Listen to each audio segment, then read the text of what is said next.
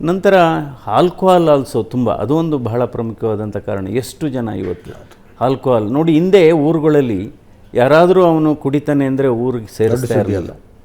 ಅವನು ದೇವಸ್ಥಾನ ಜಗಲಿ ಮೇಲೋ ಅಥವಾ ಸ್ಕೂಲ್ ಜಗಲಿ ಮೇಲೋ ಮಲಗಿ ನಂತರ ಒಳಗೆ ಬರೋದು.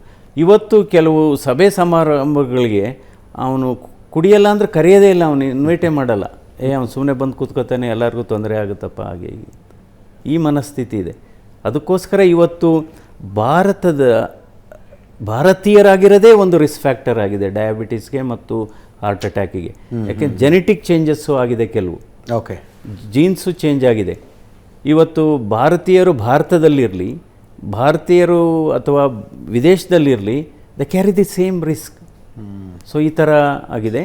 ಸೊ ಅಂದರೆ ಈ ಎಲ್ಲ ಕಾಯಿಲೆಗಳು ಭಾರತ ದೇಶದಲ್ಲಿ ಯಾವುದು ಡಯಾಬಿಟಿಸ್ ಆಗ್ಬೋದು, ಹೈ ಬ್ಲಡ್ ಪ್ರೆಷರ್ ಆಗ್ಬೋದು, ಕ್ಯಾನ್ಸರ್ ಆಗ್ಬೋದು, ಅಥವಾ ಹೃದಯಾಘಾತ ಆಗ್ಬೋದು, 10-15 ವರ್ಷ ಚಿಕ್ಕ ವಯಸ್ಸಿನವ್ರಿಗೆ ಆಗ್ತಾಯಿದೆ. ನಾವು ಅಮೆರಿಕ ಗಾಬರಿ ಆಗುವಂಥದ್ದು 19 ವರ್ಷ ಅಂತ ಹುಡುಗಿಗೆ ಪಾಪ ಕಾಲೇಜ್ ಫಂಕ್ಷನ್ನಲ್ಲಿ ಸ್ಟೇಜ್ ಮೇಲೆ ನಿಂತ್ಕೊಂಡು ಮಾತಾಡ್ತಾ ಇರ್ತದ್ದು, ಡಯಾಸ್ ಮುಂದೆನೇ ಕುಸಿದು ಬಿದ್ದುಬಿಡುತ್ತೆ. ಅದೇ ಗೊತ್ತಿಲ್ಲ ಅವ್ರಿಗೆ, ಏನಾದರೂ ಪ್ರೀ ಎಕ್ಸಿಸ್ಟಿಂಗ್ ಡಿಸೀಸ್ ಇತ್ತಾ ಗೊತ್ತಿಲ್ಲ ನಮಗೆ. ಅವರಿಗೆ ಮೊದಲೇ ಯಾವುದಾದ್ರೂ ಕಾಯಿಲೆ ಇತ್ತಾ ಗೊತ್ತಿಲ್ಲ.